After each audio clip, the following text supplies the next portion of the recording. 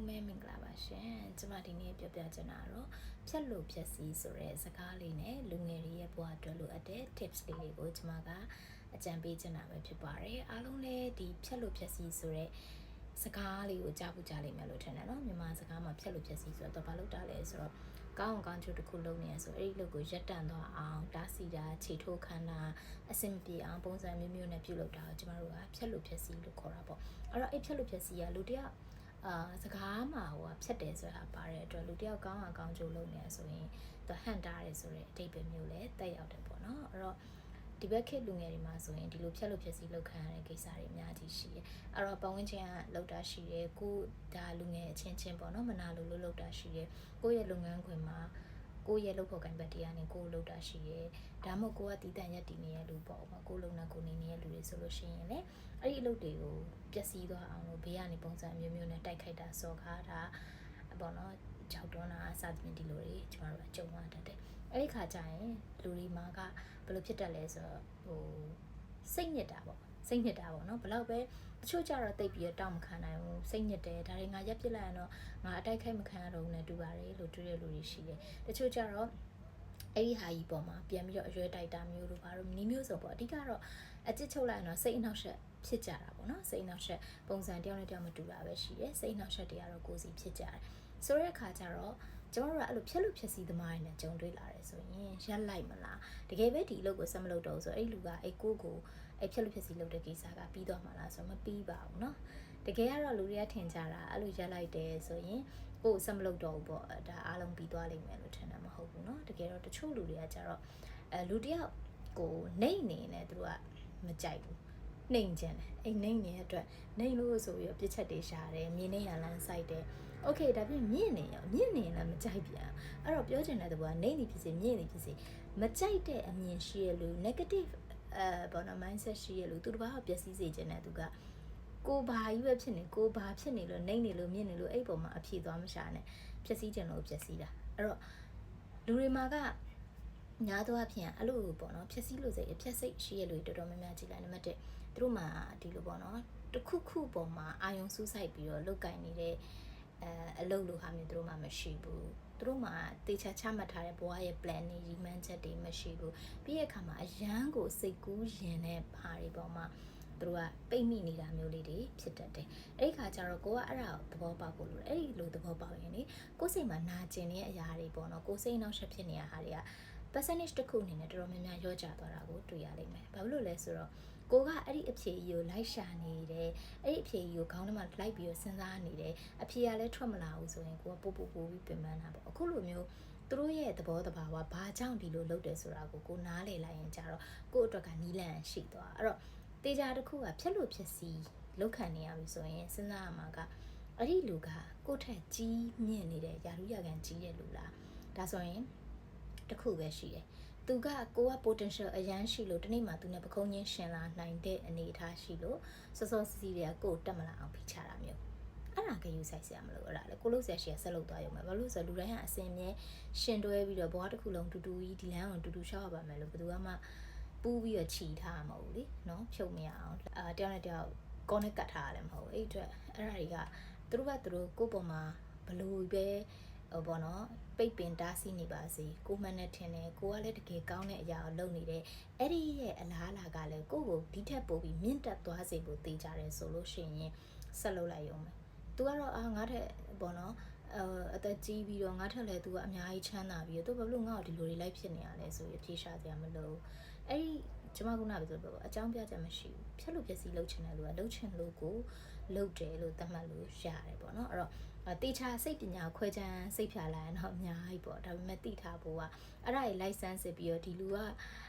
အရန်မဲ့သူက gaslight လုပ်တော့ဝါသနာပါလို့လား green eye person မို့လားဒါမျိုးတွေတော့အများကြီးရှာပေါ့ဒါပေမဲ့အဲ့ဒါတွေကကျမရှိမှပြောခဲ့ပြီးသွားတယ်ဒါပေမဲ့အဲ့လိုမျိုးဟိုအထက်အဓိကသူ့မှာကိုကဖြက်လို့ဖြက်စီလှုပ်ချင်တဲ့စိတ်ရှိနေတာမှုလို့ဒီလိုလိုက်ဖြက်နေတာဒါကသူ့ရဲ့ဝါသနာအဲ့ဒါကြောင့်မို့လို့သူဒီလိုလုပ်တာပါလားငါကအဲ့ဒါကိုငါဘယ်လိုရှောင်တိတ်မလဲပေါ့ဒီလိုမျိုးလေးစဉ်းစားပါတော့သူနဲ့ဝေးမဲ့နီလန်းလေးတွေစဉ်းစားတယ်ကိုရှောင်ထွက်ရမယ်ကိုလှုပ်เสียရှိရအဓိကအချက်ကတော့ကိုလှုပ်เสียရှိဆက်လုပ်ရမယ်ဒါပေမဲ့ကိုထက်နှိမ့်တဲ့သူကလုံနေရလားလို့ကိုကပြန်စဉ်းစားမယ်ဆိုရင်အဲ့ဒီလူက ခုနကကျွန်မပြောသလိုပေါ့သူ့မှာမေရအလုပ်ရှိသလားကိုနဲ့ပြိုင်ဖက်လားပြိုင်ဖက်ဖြစ်လာဖို့အတွက်သူကအဲ့ဒီဟာကိုနဲ့ competitor မို့လို့လုပ်ငန်းတူလို့သူကလုပ်နေတာဒါဆိုရင်လည်းကျွန်မပြောပြမယ်လုပ်ငန်းတူတယ်ပဲထားပါတော့လူတိုင်းဟာကိုယ်ပုံစံနဲ့ကိုပဲကိုကကိုယ်ပုံစံလေးနဲ့ကိုဆက်ပြီးတော့ရက်တည်နေတယ်ဆိုရင်သူကကြိုက်တဲ့လောက်ကိုဖက်ပြိုင်နေပါစေသူကသူကိုဟာကိုပဲလောကီမှာတမအေတဲ့မွေးတဲ့လူတောင်တပုံစံနဲ့မထွက်လာဘူးအမွှာဆိုရင်တော့နည်းနည်းလေးကွဲတယ်လေနော်အဲ့တော့စိတ်ယုံထုတ်တယ်လို့တပုံစံနဲ့ရိုက်ထုတ်ဖို့ဆိုတာမဖြစ်နိုင်အဲ့တော့သူ့အနေနဲ့ကိုဘွားကိုအရန်ကိုမှလိုချင်နေတယ်ဆိုရင်တေချာတစ်ခုကဆူတောင်းဖို့ပဲရှိတယ်ပြီးတော့ကိုယ့်ရဲ့ဘယ်လိုပြောလဲ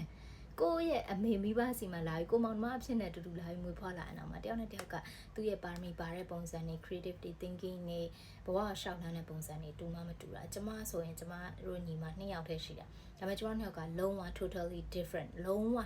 100% ကျမတို့အတွေးတွေကျမတို့လှုပ်ရှားသွားလာလောက်ကိုင်းကြမ်းစီပုံတွေကအရန်တခြားစီပဲကျမညီမက so smart ပေါ့နော်သူကအရန် stable ဖြစ်တဲ့ life ကိုကြိုက်တယ်ဘဝကမစွန့်စားခြင်းဘူးတနေရာထဲမှာ stable ဖြစ်တယ်ဝင်ငွေဆိုလဲ stable ဖြစ်တဲ့ဝန်ထမ်း life ကိုသူအမြဲတမ်းသူအဲ့ဒါကိုပဲသူယုံကြည်ရပေါ့နော်သူစိတ်သက်သာတဲ့ဟာမျိုး comfort ဖြစ်တဲ့ဟာမျိုးကိုသူကကြိုက်တယ်ကျမက adventure ကိုကြိုက်တယ်အမြဲတမ်းလူတွေပေါ်မှာကျမဒီအရန် analyze လုပ်တယ်ခွဲခြမ်းစိတ်ဖြာတယ်အဲ့လိုမျိုးလူတွေရဲ့စိတ်အတွေးတွေကိုကျမအမြဲတမ်းဖတ်နေတတ်တယ်အဲ့ဒီလူတယောက်ကကိုယ့်ပေါ်မှာတစ်ခုခုတိုက်ခိုက်တယ်ဒုက္ခပြီးရဆိုရင်တော့မှကျမစိတ်ဆိုးတာနောက်ကိစ္စမှာသူဒီလူဘာလို့လုပ်တာလဲဆိုရဲဟာကိုကျမမြင်အောင်ကြည့်လိုက်တယ်အဲ့လိုဆိုကျမစိတ်ကတက်တာပါပြောချင်တာအဲ့ဒါယူထိုင်ဒေါသထွက်မလို့ကျမနီးလန်းရှာအဲ့ဟာယူလိတ်ခဲတဲ့လေပေါ့နော်စိတ်ထဲမှာတွေးမနေအဲ့တော့နောက်ဆုံးကျမသိလိုက်ရတဲ့ဟာကဒါကဖြက်လို့ဖြက်စီလှုပ်ချင်တဲ့စိတ်ရှိတဲ့လူကတကိုမှမဟုတ်ဘူးရှိသမျှအရာအလုံးပေါ်မှာသူတို့ကဒီဟာကိုအများအား force လုပ်နေတတ်တဲ့လူတွေပဲ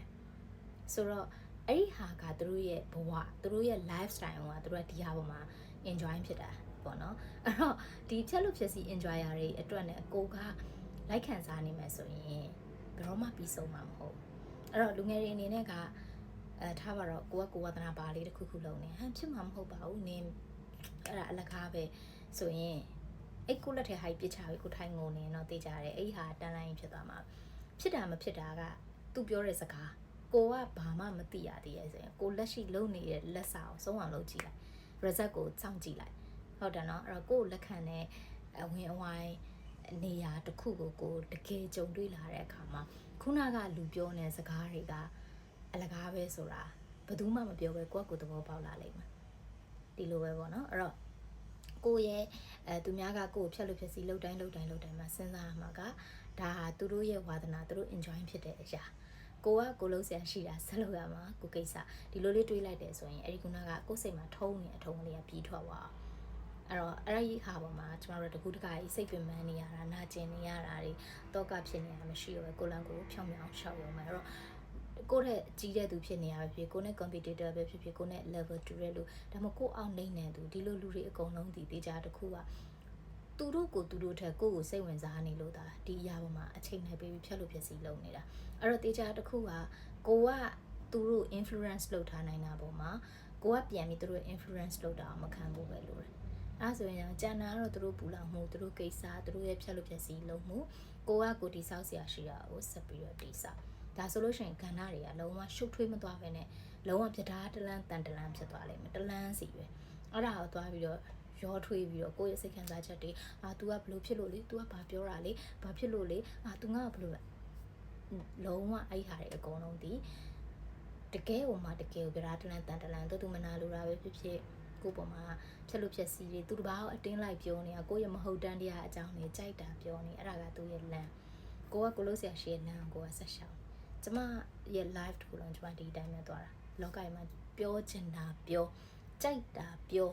အဲ့တော့ညနေသူကပဲပြောတာပဲဖြစ်ဖြစ်နေတဲ့သူကပြော level ကပြောတာပဲဖြစ်ဖြစ်ကျမတခုပဲတွေ့တော့ဒါငါရှောက်တဲ့လမ်းမှမဟုတ်တာငါလုံးလက်စားရှိရဲ့လို့ကိုငါလုံးနေရမှာပဲလို့တွေးလိုက်တဲ့အခါမှာ